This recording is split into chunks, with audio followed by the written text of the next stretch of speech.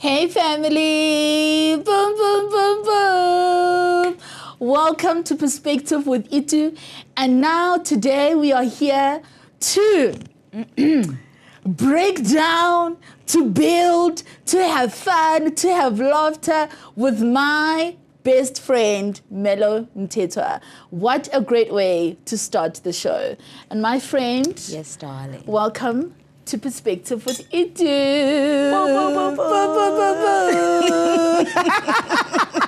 Thank you for having me, darling. Thank you for having me. Oh, my friend. So, my friend, I don't even know how to introduce you. Wow. You are a mom. You are a musician. You are an entrepreneur. You are so many things and more, right? So this one time I'm sitting at my couch and you come to me and you're like, hey friend, and I'm like, oh my God, how many hats does this woman wear? You know, you sell sunglasses, you sell eyelashes, you are just so many things and more. You are a podcast host as well. You're a radio host, yes, ma'am. A journalist. I mean, come on, darling. Yes, ma'am. Yes, ma'am. And, you know, just to set the record straight, the lashes and the sunglasses are my daughter's hustle. I'm just, introducing her and nurturing her and guiding her on that path. But thank you so much for the introduction. I'm humbled. Yeah, when you're saying it, it's like, oh my goodness. Yeah. I actually do a lot of things, right? Right? Like, wow. And sometimes we just need to take it in and just say, you know what? Kudos to myself because I'm actually doing so much great work. Wow. So kudos to you, my friend. Thank you, my friend. And so now this brings me back to, I was browsing through YouTube and I come across this cute little girl in a red blazer. Okay. And she's in front of a piano and she's singing her lungs out. Let me just show you the video.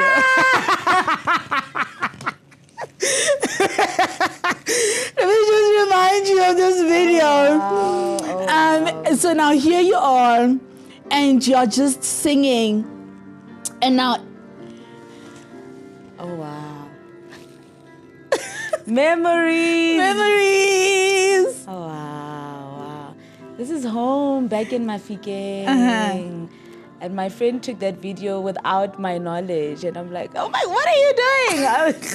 But I used to jam a lot. Like that piano and that clip just brings so many good memories of my childhood, my upbringing, playing the piano, composing day in and day out, always writing music and belting out at the top of my lungs. Yeah. That's all you would hear in our home, just me singing and singing and singing.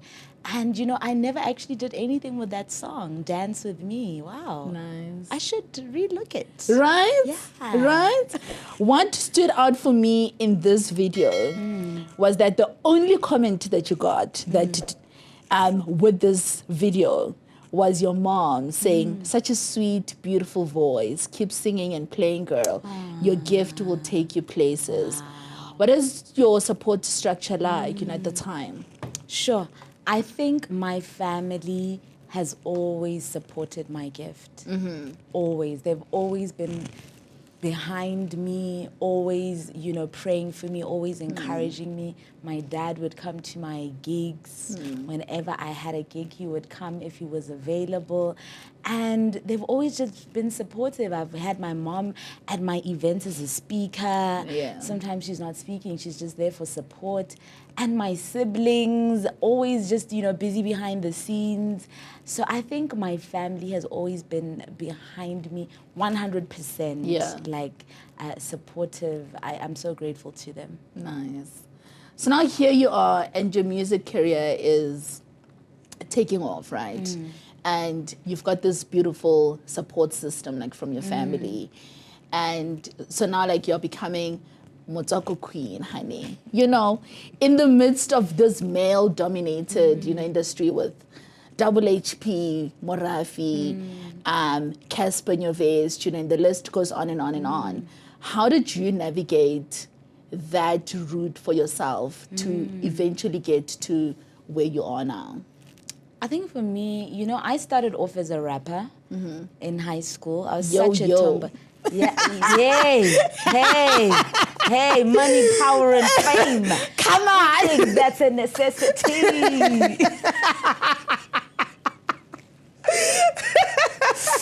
Yeah, let me tell you a little story about the place where I come from. Yes, I did. So I was such a rapper, I was such a tomboy, right? It's so crazy. Like, I would have Dory in the back of my pocket, my school pants, hanging with the guys, you know, on corners, and just rapping. So I think for me, I always loved hip hop. Okay. And so obviously Motswako came out, and I obviously fell in love with that. But then there was the likes of Sekhu-Pedi, Itumeleng. And I think that's when I was like, okay, so you can kind of like sing this thing, you know, because Motswako is a mixture, right? It's a mixture, and how they would describe it is it's a mixture of different languages and different cultures, you know. And it's not just about hip hop, but you can mix a little bit of kwaito in there. Motswako, it's a mixture. So I was like, okay. So I moved from being a rapper to being a poet to being a singer. So I kind of just took those lyrics and then began to sing them. Okay. So my lyrics as a hip hop artist, my lyrics as a poet were already Motswako. It was a mixture of languages, and now it was just a matter of putting melodies to that. Nice.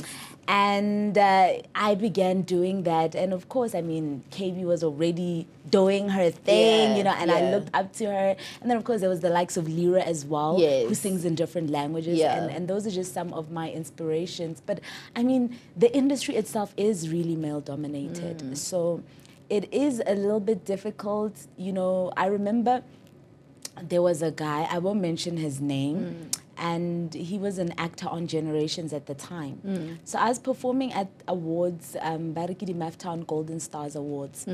So some of the Generations crew came to Mafikeng for that.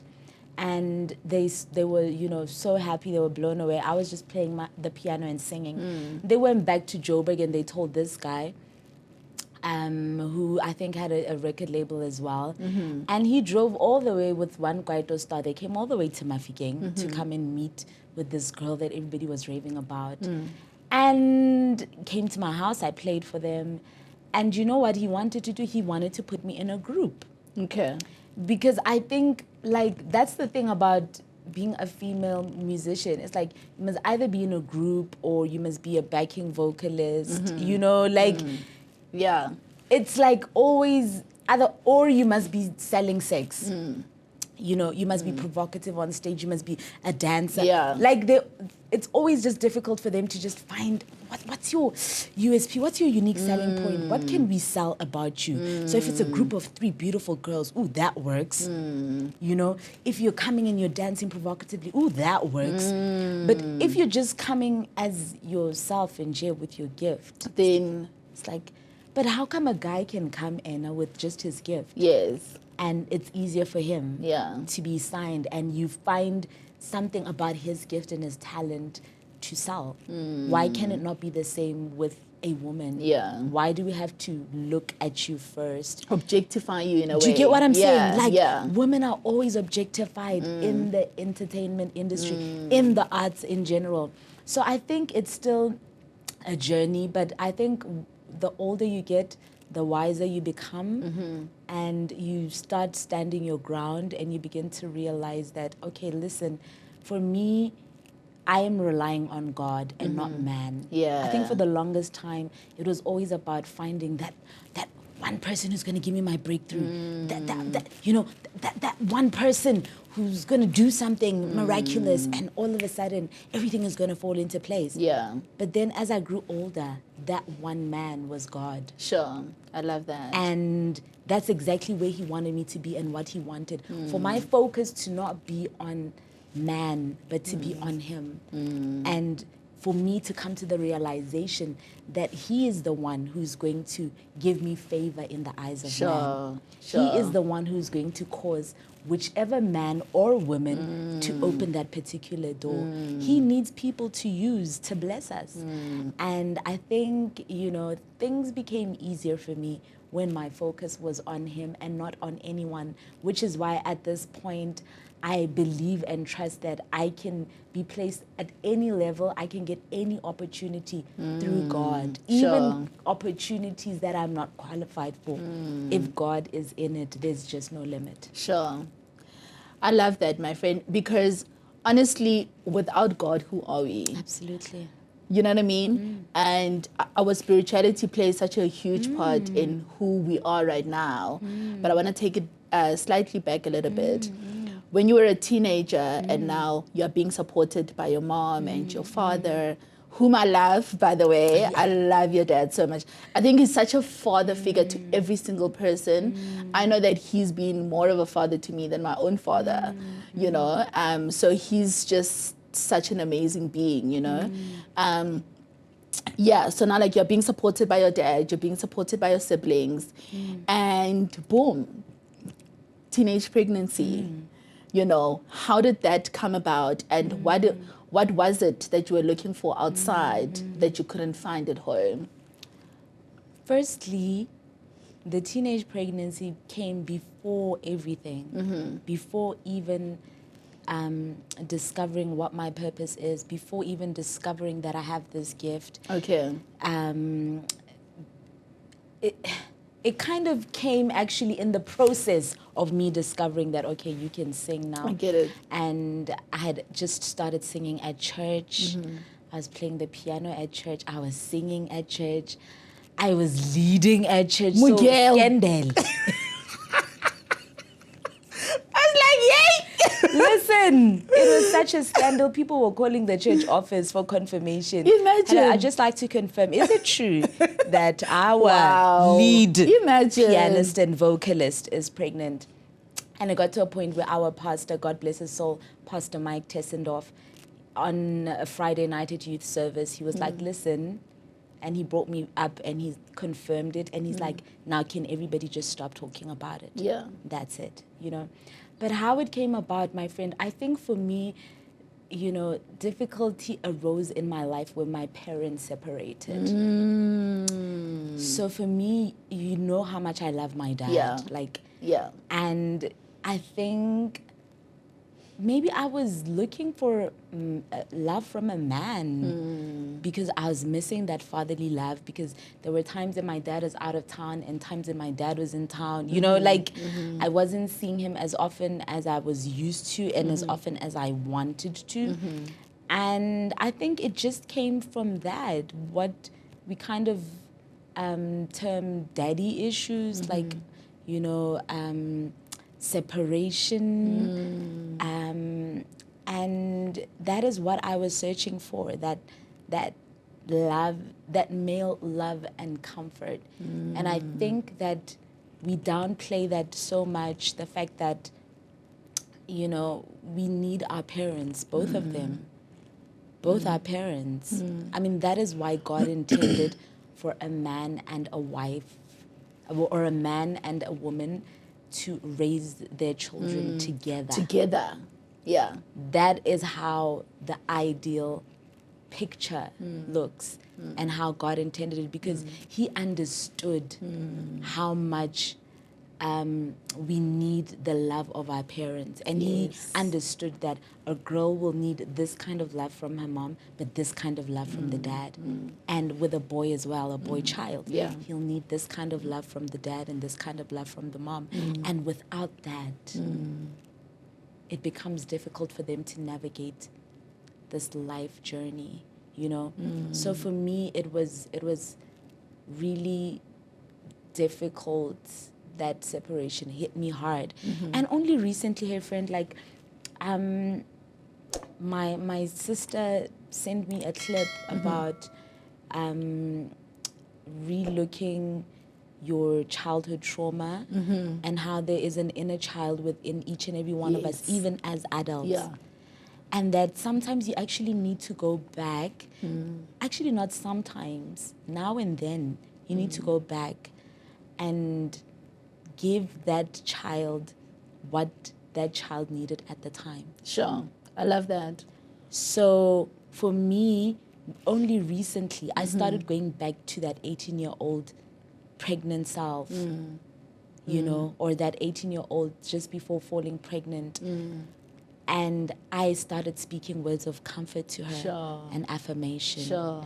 And it's a difficult, you know, exercise to do because you relive all those emotions of being alone, you know, of judgment, of being side-eyed, and, right?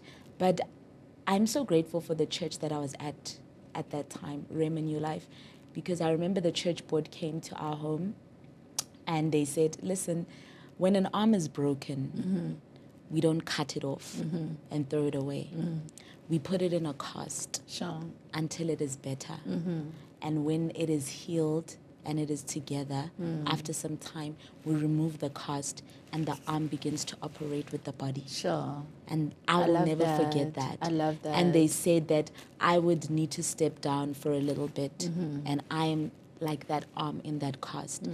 And once I am okay and they understand what was happening and the dust settles and then I will come back. And that is exactly what happened.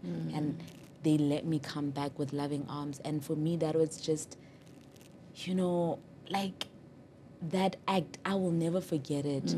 For me, that was just Christ and how the church ought to react and respond to human behavior. As opposed to judgment, cutting people off and. But it is about rebuking in love. It is about correcting in love. And for me, that played such a huge role in my spiritual walk. Because some people, you know, certain things happen in their lives and they just walk away from God. And they become angry at God and they become angry at the world and the church. But friend, those acts of love from that church and just how I still get love from that church and the people in that church. It is what has brought me to this point that I am in my spiritual walk as well. And I love that. Like you just said now, that like so many people will leave God because like when a church hurts and like betrays them, then they think that that is a direct representation of who Christ is, and it's not, right? Because the Christ is loving, like you're saying. Christ is love. You know, if you want to know what love is, Christ is love. Absolutely. And I was sharing the other day with another lady, and I was saying that, you know what, it's almost holidays and the kids are leaving and I'm so excited. And I was just saying to her that you can't live with them, but you also can't live without them. Absolutely. And I immediately thought, I'm sure that is how Christ sees us, because he can't live with us because we are so naturally sinful, but he can't live without us because of his love for us. Do you know what I mean? Like Christ just loves us. And I think because of his love, that is what brings healing. Absolutely. And that is my next question, is that how did you then go through that healing process? How was that process of healing looking like for you? Sure.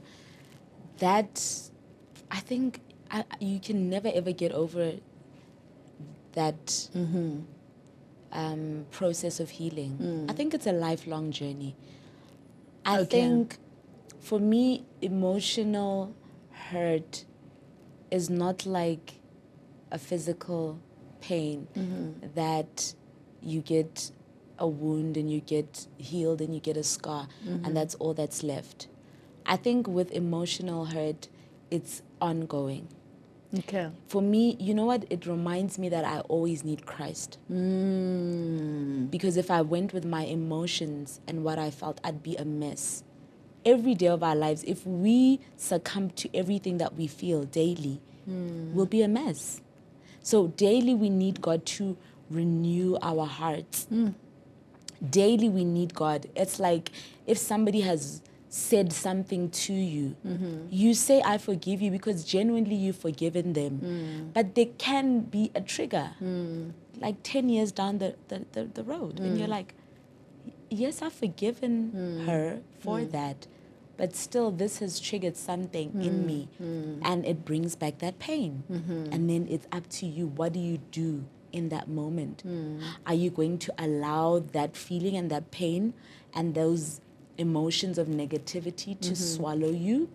Or are you going to go back to God, the creator, the maker, the one who heals and restores us, and say, listen, God, I, on my own and in my own capacity, otherwise we don't need God. Yeah.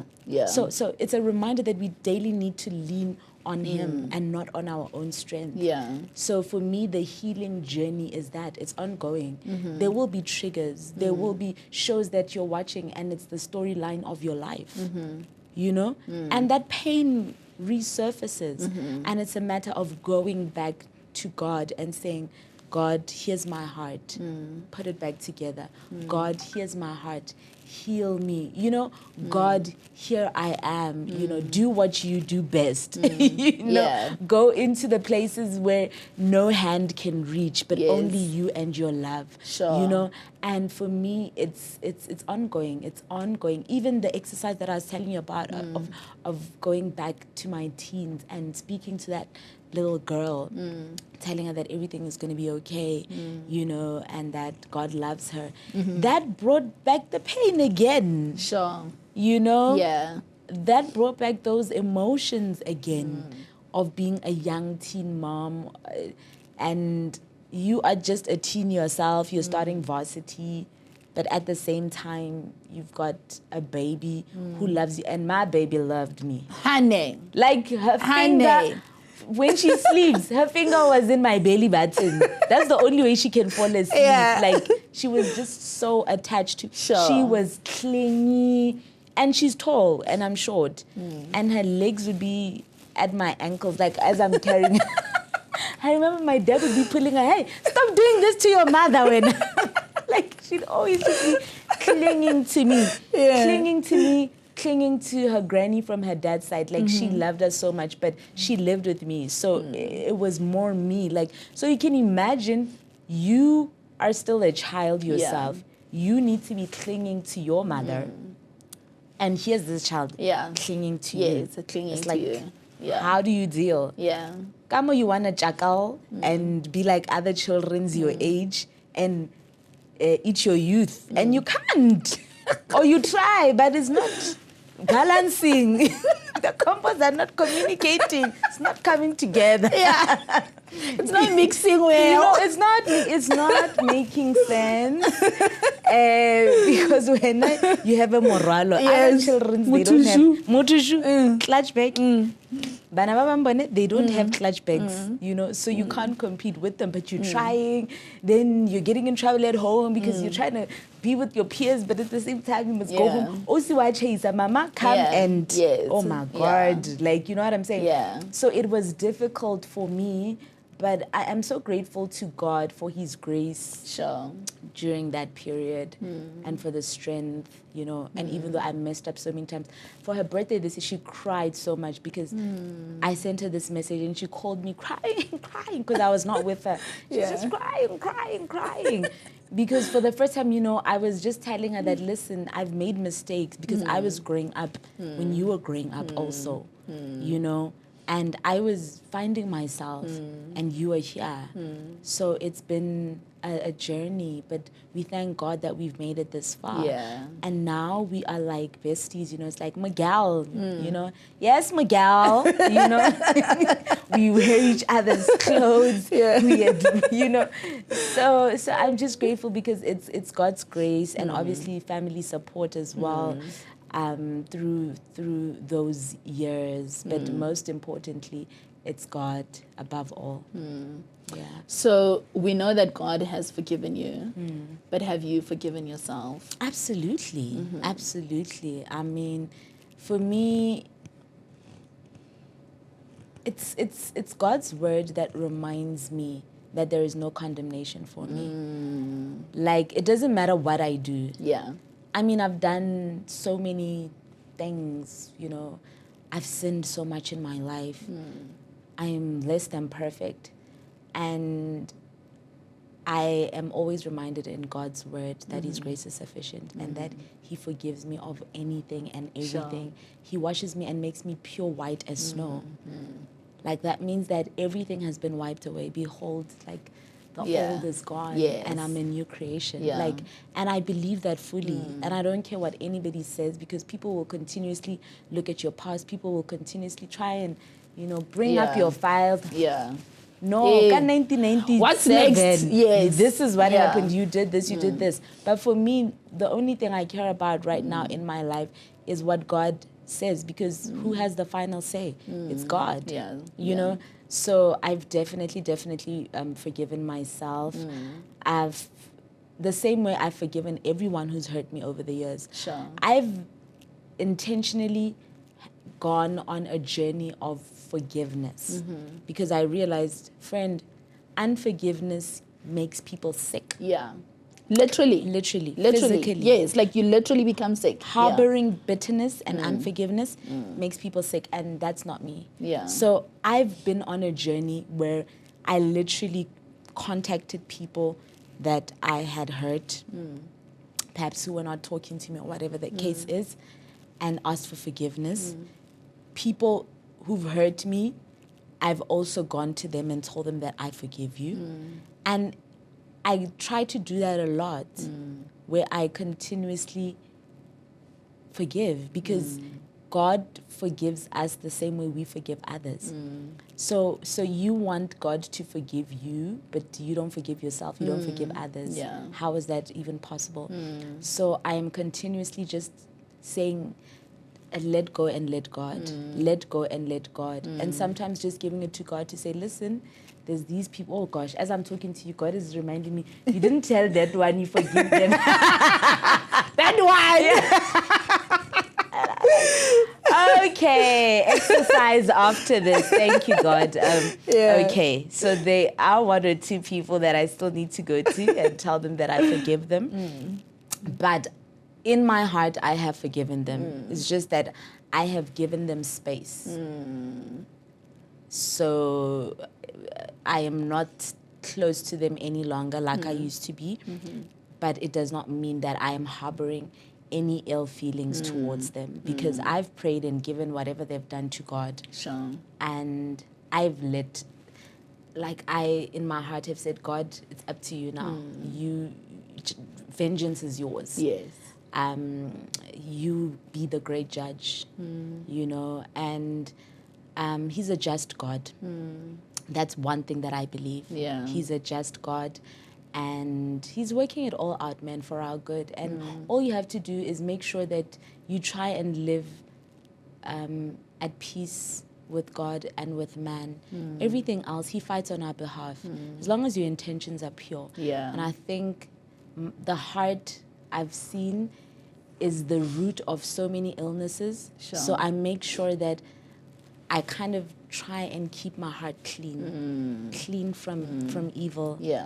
That is feelings of envy, jealousy, bitterness, unforgiveness, hatred, you know, competition, like all these ill feelings that people harbor on the inside. I try and make sure that on the daily, I'm like, God, uproot anything that is not of you in me. Remove anything that does not reflect you. Remove it and cleanse my heart the only way you know how. When I met you, my friend, you were working at Kempton Park Express. When did you realize that you love penning down your thoughts? Sure. Well, I studied communications. Honey. Majoring in journalism and politics. I was the varsity editor in my time, as well as the lifestyle editor. So I did mention that I was always writing poetry, always writing music, you know, rhymes. I've always just been a writer. That's just been the way that I expressed myself. And I lost this little book of mine. I need to try and find it. of little poems and love letters to Buntle and little songs and all of that. And I moved from that to writing for the newspaper at Varsity, writing for local newspapers, and eventually, of course, coming to Caxton, where I worked for Kempton Express, worked for Bedford View, Edenvale News as well. And I think it's just always just been in me. Of course, writing for a newspaper is completely different, friend. Yeah. And the reason actually that I left that is because I hated all the negativity. I love writing, but to have to be in the space of always telling bad news. As a matter of fact, what I tried doing as a journalist is penning amazing, good-hearted stories. You know, I'd find those stories, because it's a community newspaper, I'd try and find those stories in the community that are feel-good stories. There was a story where an old man had been selling newspapers, your Sunday Times and so forth, at the Robots for years. Sure. And then it was his birthday, and the community loved him so much they wanted to celebrate him on his birthday. So they literally gathered for that day. So they wanted us to put an article out to interview him and to tell the community that it's his birthday, so that on his birthday, people are just bringing gifts to that corner. Sure. And that's exactly what happened. Wow. The community just brought cake and gifts and money and balloons to celebrate him. Another story, there was a couple that had been together for 11 years, but they were not married. And the husband was so sick. I don't remember what disease he had, but he was in a wheelchair. Okay. And they really just wanted to get married, but they didn't have the funds. And the community gathered. Sure. Venue came out, and wedding gown, everything was donated for their wedding celebration. And I remember when he got to the aisle, he was like, I can't walk, but I just want to walk down the aisle a little bit. And they assisted him to walk down the aisle. Shortly after their wedding, he passed away. Sure. And the wife wrote me a letter thanking me Sure. for that article, thanking me so much for my involvement. And those were the kind of stories that I loved. Friend. I feel like I'm always just a bearer of positivity, and the journalism space is not really always positive. So those are stories that I found for myself, but then there are stories that I was assigned to. I don't have control over that. Yeah. That somebody was hit by a train. Sure. And I must go and take pictures of those pieces on the railway. That somebody has committed suicide at the park, and I need to go and take pictures. That someone has just been raped. I need to go with the police to the guest house and look at footage of somebody. Like, there was so many horrific stories. I remember even as an intern for the SABC, it was exactly the same thing. There was a story where a man was eaten by a lion. And I was working for Motswako as an intern, and we had to go there and we had to record the family crying so that you can play those cries on radio, you know what I'm saying, and listen to the family relaying the story of what happened. And there was just his clothes that were left there, you know what I'm saying. So for me, writing those kind of horrendous stories and being in those crime scenes where a criminal has just been shot and they're still on the steering wheel, and you need to go and stand in front of that dead body and take pictures. Not only take pictures, but also take a video. Sure. As you tell. Behind me is the body of Mang Mang. You know what I'm saying? Yeah. Who has just been shot after blah, blah, blah. You know what? And I got so tired of that, because it drains you. There was a time they were even considering giving us therapy as journalists. They were like, no, the same way police, people in the army need therapy, you also need therapy, because we work hand in hand with the police, and they call us. We are the first to be called to a crime scene. So I had to walk away from that. But of course, I loved writing the positive stories and being able to tell those beautiful community stories. And of course, seeing my name, Bekele Beke, in the newspaper didn't hurt.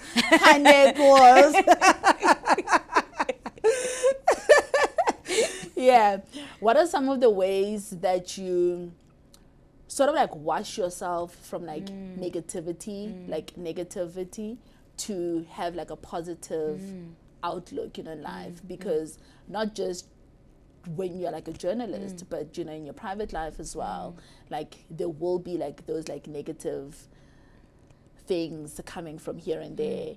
How do you cleanse yourself from that, you know, except for things like therapy? For me, the biggest, I think, is playing worship music and doing affirmations. I think the biggest way for me to cleanse myself of any negativity, of any ill feelings, is affirmations. You know, just last night, you know, I had to, it kind of strengthens me, you know, when I make these positive affirmations, when I pray, you know. So for me, it's the positive affirmations coupled with the prayer. Because after those affirmations is the prayer, you know, this is not my portion. I'm greater than this, you know, I'm great, I'm strong, I'm powerful. Sure. You know, greater is he that is in me than he that is in the world. Sure. I'm destined for greatness. Yes. My name is being mentioned in rooms of opportunity, you know. Yes. So for me, it's like what that does is no matter what is happening around you, no matter what you're feeling right now, but just know that your gift will make room for you and set you before great men. You know what I'm saying? Sure. Like, you are wealthy, you are prosperous, you are debt free, you know, wealth is your portion, you are a property owner, Yes, you honey. are loved, you are blessed and Yes. highly favored, Honey. you are set apart, you are a daughter of the Most High. Yes. You know, so those are the affirmations that I make, and of course just praying. That's the only way. And I know sometimes it gets so difficult that you can't even pray. But in those moments of silence where it is so hard to even pray, I think for me, I'll speak in my heart to God. Yeah. And it's still saying the same things and still asking for strength. God, you said, let the weak say, I am strong. I'm weak, but I know that my strength is found in you. Make me strong. Sure. You know, help me through this. And what I've been learning most recently is suffering for his glory. I don't remember which scripture it is. Is it Ephesians 4? I'm not sure. But basically, it's talking about how Christ suffered. But after that was the glory. Sure. And in the same way, if we call ourselves Christians, we are little Christs. You know, we are Christ-like. That means that the same is going to happen to us, or even worse. You know what I'm saying? So for me, that's what gives me comfort, that this suffering will only last but a little while. But on the other end, I'm going to come out better. You know, the same way gold, you know, you have to put it through the heat to melt it down, but needs to go through the heat so that you can create what you need to. You know, we are the clay, he is the potter. But how do you shape clay?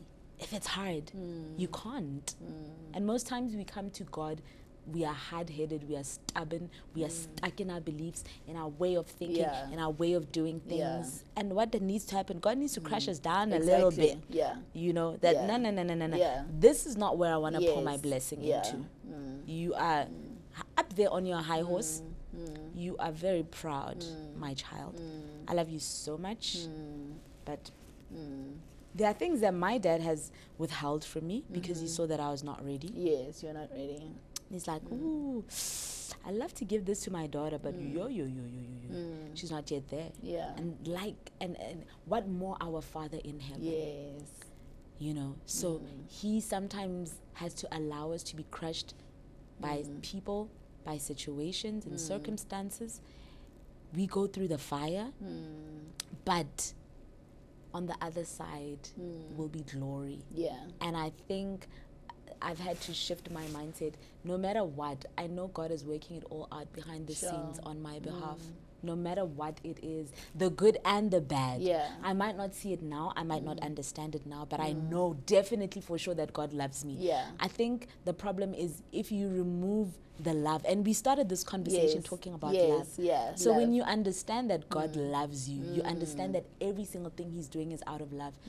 When your parents love you, even if they rebuke you, even though they spank you, even if they don't give you your allowance this month, whatever punishment they need to give you in order to shape you to become a better you, Yeah. you know it's coming from a place of love. Yeah.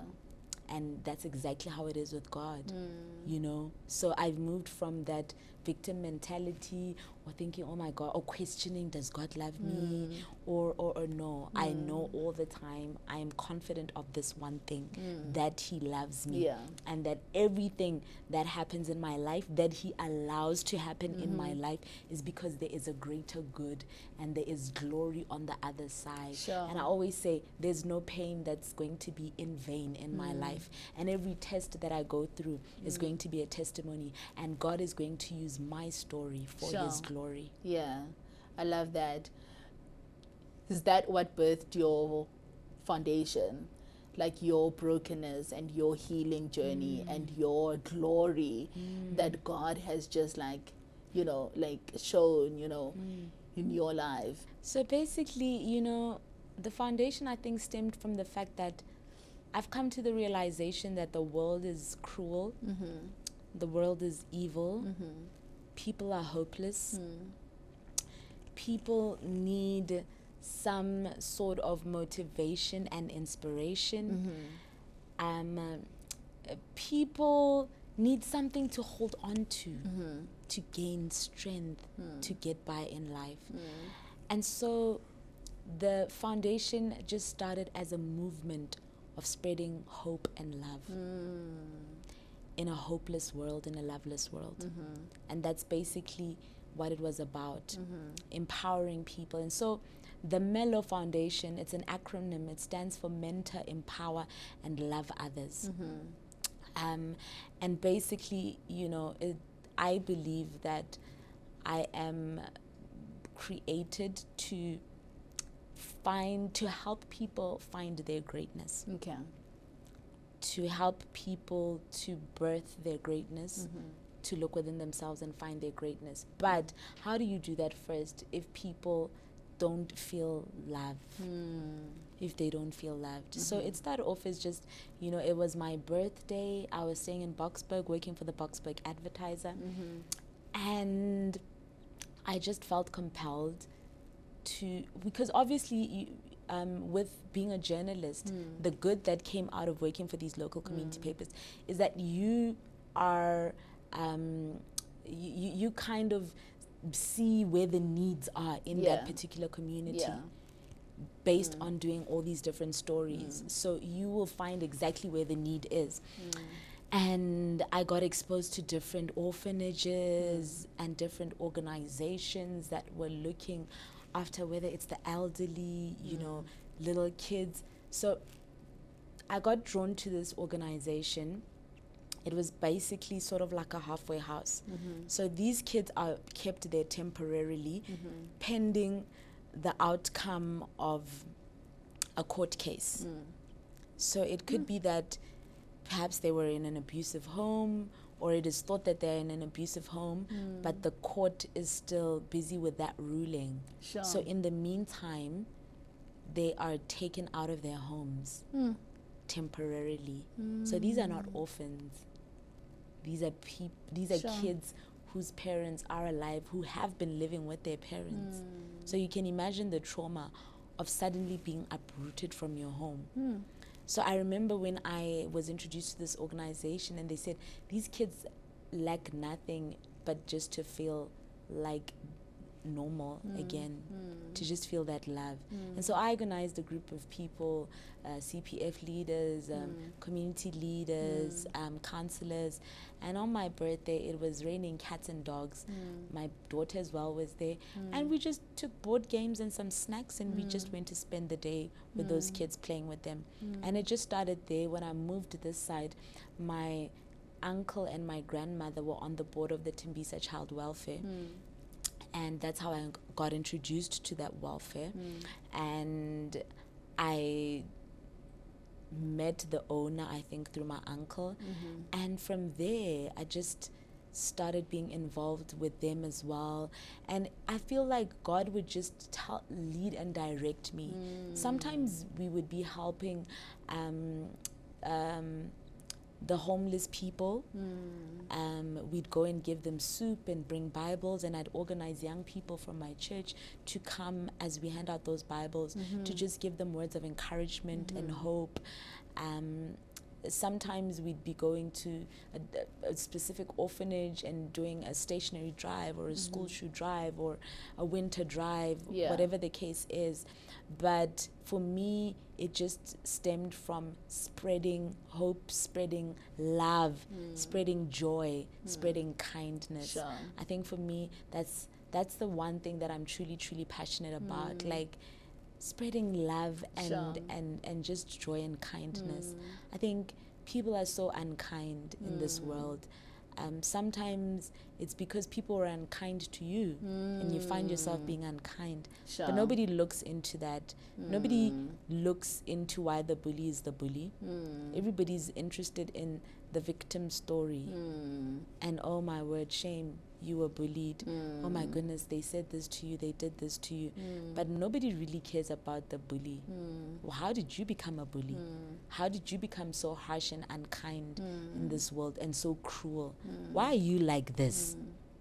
Which also then makes the bully a victim, right? Absolutely. Because then that bully then will be somebody else's victim. Yes. You know what I mean? And I loved what you said when you said that you were created to help people find their greatness. Is that your purpose? And what does purpose mean to you? Sure. Definitely. Purpose for me is we come to this earth as babies with our fists clenched. We leave this world in a casket with our hands open. And for me, that just basically means you come to earth with your hands filled with that which you need to do on this earth, that which you need to give, not for yourself, but to others. Sure. So whatever God gives you is to give to the world and to live in this world. And that is what purpose is. What is it that you were created to give to the world? What is it that you were created to come on this earth and live that only you can do? So how I look at it is that purpose is like a river that's flowing. Sure. And this river flows from you to me. And if you do that which God created you to do, you allow the water to flow to me. And if I do what I was created to do, I allow the water to flow. But if I don't do what God created me to do, then I block the flow of the water. Sure. Just to show you how important it is to do that which you were created to do, to find that which you were created to do and do it. Because now, remeka wena jo, remeka blockile flow. You know, like you're blocking the blockile flow. Come on now, Yeah. you know, find that which you were created to do, so that the water can flow. And if everybody is aligned and doing that which they need to do on this earth, the water is flowing. The water is flowing, and so. Definitely, for me, I believe that my purpose is to inspire people to find their greatness, because I believe greatness is in each and every one of us. Sure. But sometimes you need somebody to remind you. You need somebody to look at and be like, oh my goodness, that's my story. Oh my goodness, that could be me. It's in you. No, don't look around you. Not next to you, not behind you. I'm talking about you. Yeah. Like you. Yes. There is greatness inside of you. Yeah. So let me help you. Maybe you need to go back to the Creator and say, okay, you created me. Now, maybe you created me to be a car, and I feel like my tires are flat. And I can't move. What do I do? Yeah. Obviously, you can't fix yourself. So it's also about reminding people and redirecting them to the Creator. To say, He created you. He knows exactly what you're supposed to do. With your flat tires, but you're going to the restaurant. What is the chef gonna do? Exactly. You need a mechanic. Exactly. to fix whatever needs to fix. Yeah. If the engine is broken, whatever, so you can get going again in your purpose. And I think that's what I do whenever I'm given the opportunity. I love that, my friend. I love that. And I think it ties the conversation so beautifully because you've had to go through trials and tribulations. You've had to go through hurt. You've had to go through pain for you to become great, for you to become this extraordinary being that we are seeing here today. So I've got last 5 questions for you. Oh my goodness. Number 1, what are you grateful for? Sure. Grateful for a lot of things. So many things. Most importantly, I'm grateful that God never let me go. You know, people let you go. Bafela pelo. Yeah. Or you're not hearing what needs to be heard. You're not becoming what you need to become. Yeah. You're just not getting it. Like, you know? And God never gives up on us. And for me, I'm grateful that his arms are always open, ready to receive me. No matter how many times I mess up, no matter how many times I fall down, no matter how many times I get it wrong, like his grace is always sufficient. And for me, I'm so grateful that through people, because as much as Satan uses people to do evil, God uses people to do good. So I'm also grateful for the divine connections, you know, the right people, such as yourself. Honey. The right people. The right people that he just puts in my path, you know. Yeah. I'm always praying for divine alignment. Like, God, may I be at the right place at the right time. May I meet with the right people. Yeah. And for me, I'm grateful for divine connections, the many, many amazing destiny helpers, people that spoke life into me, you know, that spoke to the dry bones that were sometimes in me, you know, that needed to get up and live again. And God would bring the right people at the right time to come and help me in whatever I needed assistance with in that time. Sure. And sometimes they were there just for that period.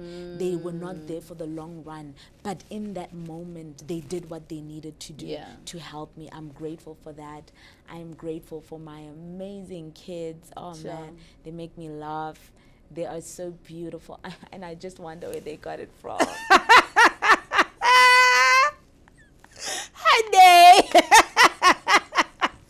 Honey. Yeah. They are just so gorgeous. I could just look at them all day. Yeah. But over and beyond that, I'm grateful for just who they are becoming. And I pray that God just, you know, can help me. Because, you know, it's easier to speak to the world and remind them of their greatness. And forgetting that your own kids here at home need the same. So my prayer is that I can also speak and release that greatness within them so that they can be great the way I see them. But I'm just so grateful for them. And I'm grateful just for the platforms and the opportunities that God keeps giving me, you know, to remind me that I'm on the right path. And, you know, I was just speaking to someone yesterday, and we were just saying that, you know, God doesn't choose you because you're qualified. After he's chosen you, then he qualifies you. Then he qualifies. So he qualifies the unqualified, right? So for me, that's exactly how I feel every day. I feel like, oh my goodness, God, you've chosen me for this. I feel so unqualified. I feel so unworthy. I feel so inexperienced and, you know, undeserving. But you equip me, you know. You don't call me and choose me because I'm fully equipped. Otherwise, then and my qualifications and my experience. But you want me to rely and depend on you. So you've called me, you've chosen me, you've put me in certain places and positions where I'm just always in awe and humbled. But at the same time, you don't just send me there and leave me and desert me. You continue to equip me. You know, you continue to equip me and you give me the strength to do the task. And I'm just grateful that I am at this stage in my life where I've come to the realization that all I am is a vessel of honor to be used by God. And that's my daily prayer, to say, may I be a worthy vessel, Lord. If I need to be cleaned, if I need to be crushed and built up again, whatever it is, but here I am as your vessel to be used by you. And it took a while, hey? Because we go on our own path in this life thing, doing our own thing, and not doing what God wants us to do. Yeah. Just doing what we feel. I feel like doing this. I want to do this. I like this, you know. But there is a specific place where God wants you. And trust you me, when you are in that place, things fall into place. Into place. I love that. In 3 sentences, how do you prioritize self-care and mental health? 3 sentences. Yeah. Oh my goodness. Sleeping. sleeping.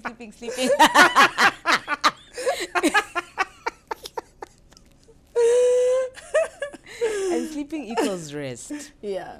Sleeping equals rest, because I think one thing about me over the years is that I found that I don't rest. And I remember my dad would always be complaining, you are just everywhere doing so much, you know. So now I prioritize resting. Like last night I watched a movie after I don't know how long. Like I was like, tonight I'm not working. I am just going to unwind for the first time and enjoy The Woman King and watch Itumeleng, like, and just enjoy that performance and be relaxed, you know. And I'm doing that more often. Relaxing, resting, writing. I think I was so used to just writing for work purposes, you know, because I am a content creator, so I'll do social media management for organizations, and I forgot about writing for me the way I used to. I haven't even written a song in a while. I need to go back to that. But I've been writing what God speaks to me. And I have been recording that when I'm led to a specific verse, and I will meditate on it and God will give me the revelation for that. I have been writing that down. And for me, that is... It just puts me on another level spiritually, you know, and overall wellness of mind, body, and soul. And of course, exercising.